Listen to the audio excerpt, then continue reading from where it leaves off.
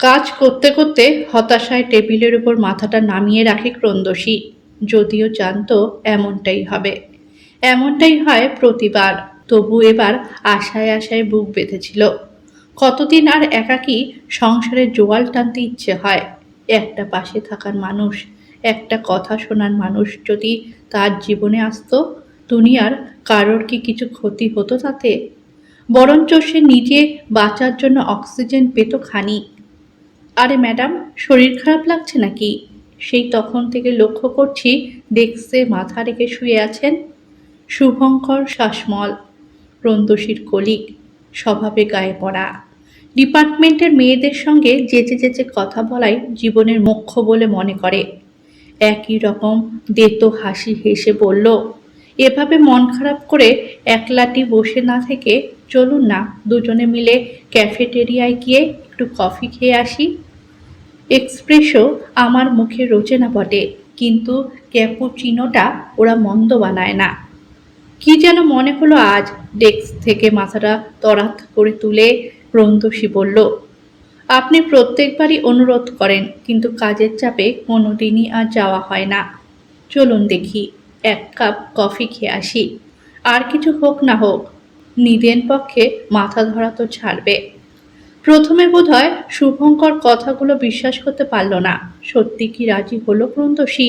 ভ্যাবলার মতো সে তার মুখের দিকে তাকিয়ে রইল। স্তম্ভিত ফিরে পেতে একগাল হেসে বলল, সত্যিই যাবেন ম্যাডাম? আমার যে কি সৌভাগ্য! হঠকারিতার বশে কোনো সিদ্ধান্ত নিলে পস্তাতে হয়, কথাটা যে হাড়ে হাড়ে সত্যি। ক্যাপুচিনোয় চুমুক দিতে গিয়ে সেই কথাটা বারবার মনে হচ্ছিল ক্রন্দসীর। পিয়ালি, তরুণ, তুতুমির, অনর, সুলগ্নারা এতক্ষণে মোটামুটি ক্যান্টিনে আনাগোনা লাগিয়ে দিয়েছে। থাকতে না পেরে পিয়াস একখানা পনির রোল আর ফ্রেঞ্চ ফ্রাইজ নিয়ে পাশের টেবিলে বসে পড়ল। উদ্দেশ্য কি কথা হচ্ছে দুজনের মধ্যে সেটা জানা। এমন লজ্জা কখনো পায়নি সে। কেন যে মরতে ওই লোকের সঙ্গে এখানে আসতে গেল।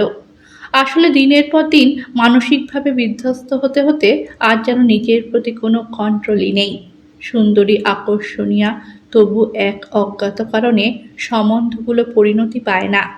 তারুণ্য বোসকে তার বেশ ভালো লেগেছিল। পরিণতি অসম্ভব জেনেও বুনতে শুরু করেছিল স্বপ্ন।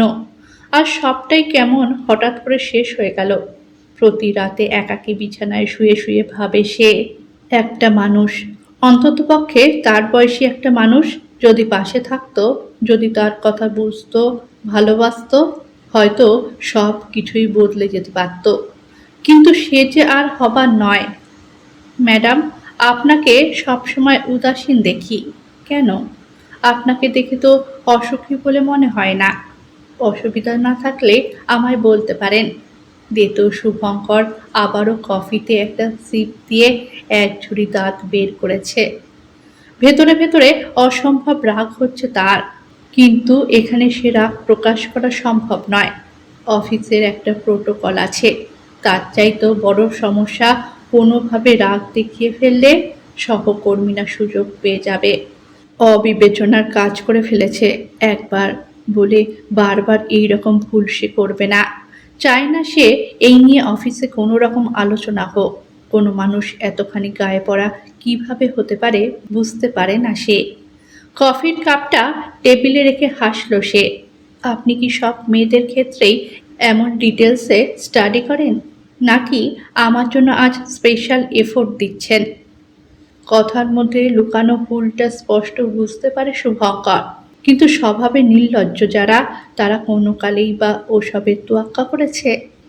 একই রকম দেতো হেসে বলল, আমার কিন্তু ডিমান্ড খুবই কম ম্যাডাম, কথাটা ভেবে দেখবেন। তাছাড়া আপনার মতো সুন্দরী মহিলা এই অধমের সামান্য অনুরোধে সাড়া দিয়ে ক্যান্টিনে এসেছে আমার সঙ্গে কফি খেতে। এরপর অল্প স্বল্প এফোর্ট না দিলে চলে?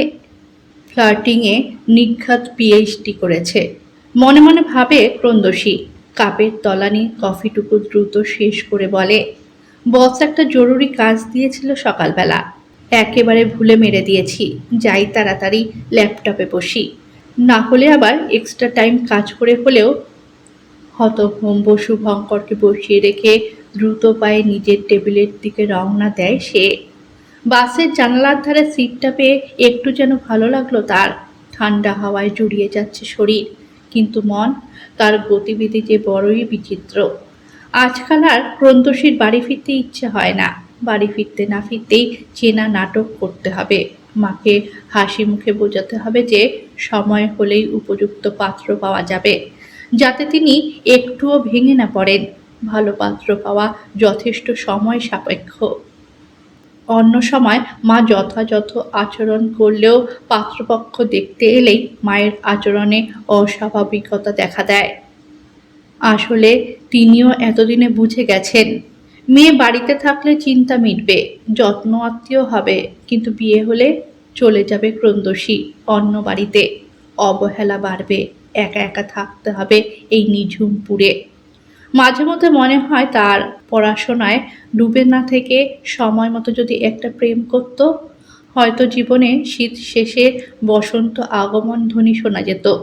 এ জীবনে শুধুই শীত, শুধুই পাতা ঝরার মরশুম। বসন্তের কোকিল কোনোদিন বুঝি গান গেয়ে উঠবে না। গোপন কথাটা সে জানে, কিন্তু সে কি উচ্চারণ করা যায়? সমাজ যে বলে, জননী জন্মভূমিশ্চ স্বর্গাদপি গরীয়সী। জুতোটা খুলে ঘরে ঢুকেছে সবে। মায়ের হাতে ঠান্ডা জলের গ্লাস দেখে হেসে ফেলল সে। ভেতরের ব্যাপারটা যে শুধু সেই জানে। গল্পটা যতক্ষণ না জানতে পারছে ততক্ষণ মায়ের স্বস্তি পাওয়ার কথা নয়। ভাবনাকে সত্যি করে সেন্টার টেবিলে ট্রে সমেত গ্লাসটা রাখলেন সুনিপা দেবী। তা কি বলল ওরা? আজকে না ফোন করার কথা ছিল? কাদের কথা বলছো মা তুমি? চরম নিস্পৃহতায় জবাব দেয় ক্রন্দশী। কিছু বলার কথা ছিল নাকি? তোর সেজমাসি গত সপ্তাহে একজন পাত্র নিয়ে এলো না? ওই যে ফর্সা লম্বা করে ছেলেটা, কি যেন নাম? তাদের জানানোর কথা ছিল না আজকে? জানিয়েছে? হঠাৎ কি যেন এক দুষ্টু বুদ্ধি খেলে গেল মাথায়। জানিয়েছে তো পাস্তনালি। এই মুহূর্তে ব্যাপারটা বাড়ির সবাইকে জানাতে মানা করেছে। আসলে তারুণ্য চায় কিছুদিন মিলেমিশে দেখে নিতে আমরা দুজন কম্পাটিবল কিনা। তারপর পাকা দেখার দিন ঠিক করে ওদের বাড়ির লোক এখানে আসবে। চোখ দুটো কৌতূহলে উজ্জ্বল হয়ে উঠেছিল মায়ের। হঠাৎই যেন নিভে গেল আলো। সামান্য থেমে বললেন, তুই নিশ্চয়ই এমন অদ্ভুত প্রস্তাবে রাজি হোসনি। কোনো ভদ্রবাড়ির মেয়ে এমন প্রস্তাবে রাজি হওয়ার কথা ভাবতেও পারে না। কোন যুগে পড়ে আছো মা তুমি? হেসেই বলে ক্রন্দশী। রোজ বাসে ট্রামে চেপে হাজার পুরুষের ভিড়ে চাকরি করতে যাচ্ছি, সেখানে সমস্যা হচ্ছে না। বিয়ের আগে খানিক মেলামেশা করলেই দোষ। এখনকার দিনে মানুষ বিয়ে করার আগে বেশ একটু প্রেম করে। সাহসী ছেলেমেয়েরা তো লিভ-ইনও করে, বুঝে নেয় একে অপরের সঙ্গে কম্পাটিবল কিনা। সেখানে বিয়ের আগে সামান্য কটা দিনের কোর্টশিপ চায় সে, আর আমি মানা করে দেব? এতে তো আমি আপত্তির কিছু দেখছি না। অনেকদিন তো হলো এই সম্বন্ধ দেখার খেলা। কতদিন আর সেজেগুজে পাত্রপক্ষের সামনে বসবো? তাছাড়া তারুণ্য বলছিল। সুনিবার চোখ দুটো মুহূর্তের জন্য জ্বলে ওঠে। কোনো কথা বলে না মুখে, কেবল অস্পষ্টভাবে কিছু যেন বিড়বিড় করে। বলছিল কে নাকি ভাঙচি দেওয়ার আশায় দুদিন দুপুরবেলা তাকে আমার সম্বন্ধে উল্টো পাল্টা কথা বলার জন্য ফোন করেছিল, কিন্তু সে পাত্তা দেয়নি। অচেনা কারোর কথায় সম্পর্ক ভাঙবে এমন বোকা নয় সে। হাসতে হাসতে বলছিল আমায়। আমিও হাসলাম। কোন বোকা যে এমনটা করলো? কেউ কি এই সময় দাঁড়িয়ে এতখানি বোকা হয়? সব কিছু পছন্দ হওয়ার পর এসব নিয়ে মাথা ঘামাবে এমন বোকামি আজকালকার দিনে কেউ করে না। করে? তোমার কি মনে হয় মা? উত্তরের অপেক্ষা না করেই উঠে দাঁড়ালো নন্দসী। যাই, স্নানটা সেরে ফ্রেশ হয়ে আসি। কানের কাছে ফিস করলো পিয়াল। কেসটা কি রে? 1 সপ্তাহ কেটে গেল, শুভঙ্কর কাউকে কফি খাওয়ার জন্য অ্যাপ্রোচ করছে না। মেয়েদের দেখে চেনা দে তো হাসিও হাসছে না। মাঝে মধ্যে চোরা চোখে কেবল তোর দিকেই তাকাচ্ছে। সেদিন কি স্পেশাল কোনো ট্রিটমেন্ট দিয়েছিলি? যে মালটা বেমালুম সাইলেন্ট হয়ে গেল, কি বলছিল রে তোকে? খিল্লি করার একটাই তো লোক জুটিয়েছিলাম, সেও হঠাৎ যদি সিরিয়াস হয়ে যায়, অফিসে কি আর মন টেকে?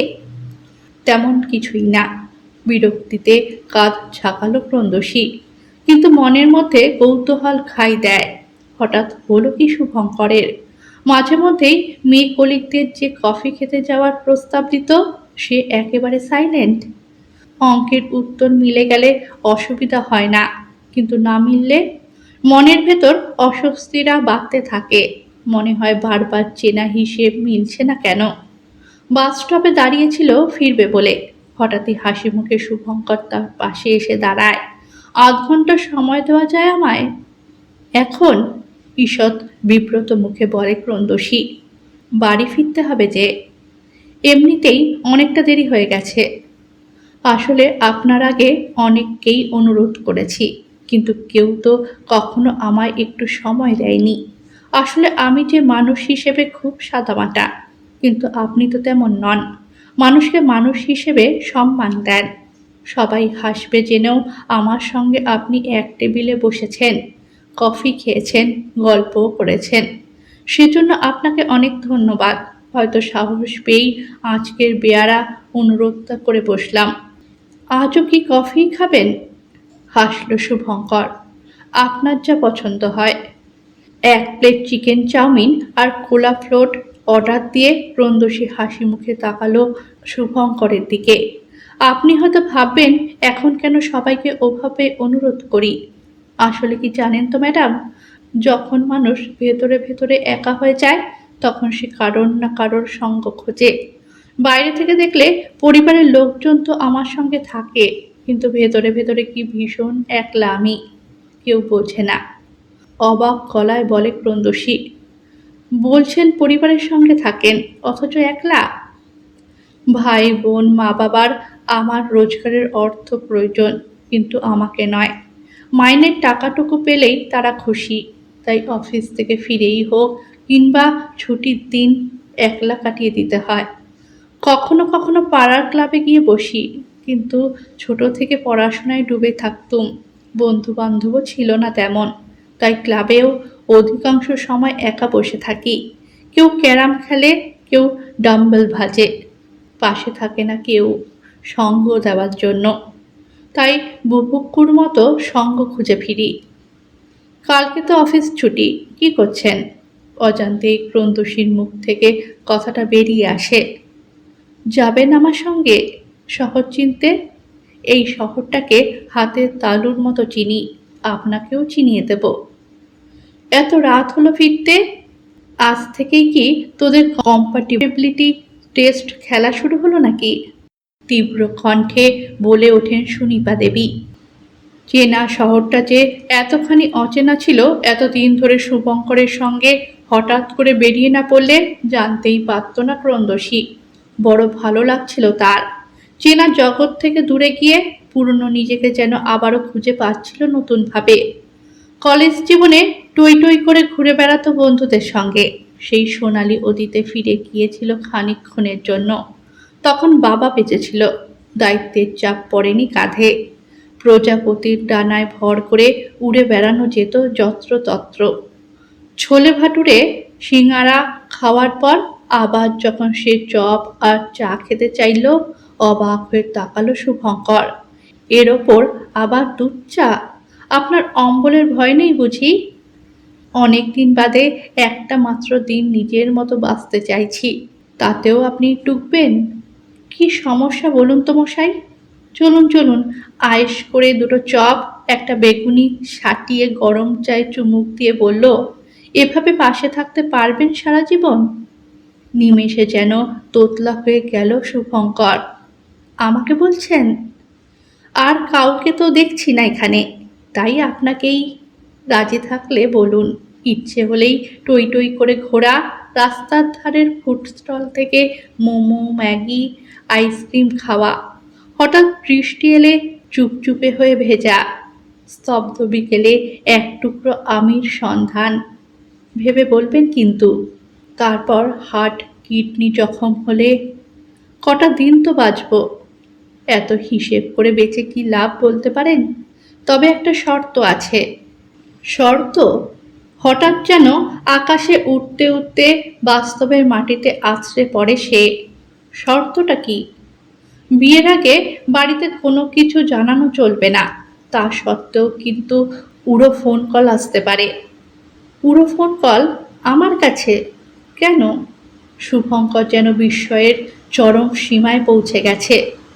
হয়তো সে বলবে আমি চরিত্রহীন, সংসারী নই, দায়িত্ব নিতে অপারগ, প্রেমে ধোঁকা খেয়ে বিয়ের প্রতি বিশ্বাস নষ্ট হয়ে গেছে। কি বলছেন কি আপনি?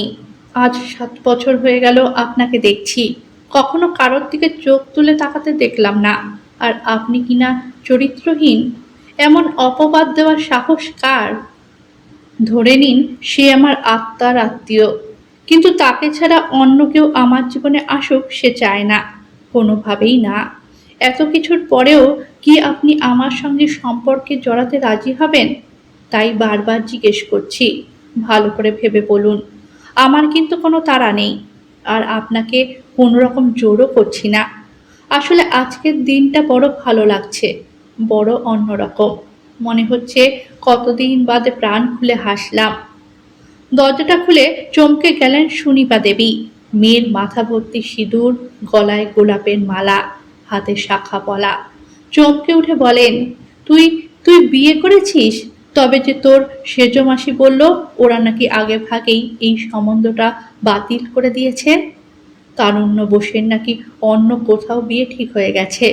তবে তুই যে বলেছিলি কোর্টশিপ, বিয়ের আগে পরস্পরকে চেনা জানা, কম্প্যাটেবিলিটি, আমি তো কিছুই বুঝতে পারছি না। ঠিকই শুনেছিলে সেদিন, কিন্তু আমায় না জিজ্ঞেস করে তারুণ্য বোসের কথা তুমি সেজ মাসির কাছ থেকে জানতে চাইলে কেন? যেখানে আমি বারবার বলেছি এটা কেবল দুজনের মধ্যেই থাকবে, পরিবারের কাউকে জানানোর প্রয়োজন নেই। চুপ করে থেকো না মা, উত্তর দাও। নিজে সিঁদুর পরে সেজেগুজে এসে আমার দিকে আঙুল তুলছিস? প্রশ্নটা কিন্তু আমার তোকে করা উচিত। চোখ সরু করে সুনিপা দেবী মেয়েকে মাপেন। কাকে বিয়ে করেছিস তুই? কেন? বিয়ের আগে আমাকে কেন জানালি না? পেছন থেকে শুভঙ্কর কখন যেন এসে পাশে দাঁড়িয়েছে। আমাকে? কে তুমি? কখনো তো আগে দেখিনি। বিয়ে করেছো বললেই হলো। আমার মেয়ে যখন আমায় জানায়নি তখন এ বিয়ে আমি মানি না। তুমি না মানলেও আইন মানে। আইন মেনেই আমরা দুজন বিয়ে করেছি। ওর নাম শুভঙ্কর। আমার সঙ্গে একই অফিসে চাকরি করে। অনেক ভেবে দেখলাম, দেখে শুনে তো কারোর আমাকে আর পছন্দ হলো না। তাই একবার না হয় ভালোবেসেই দেখি।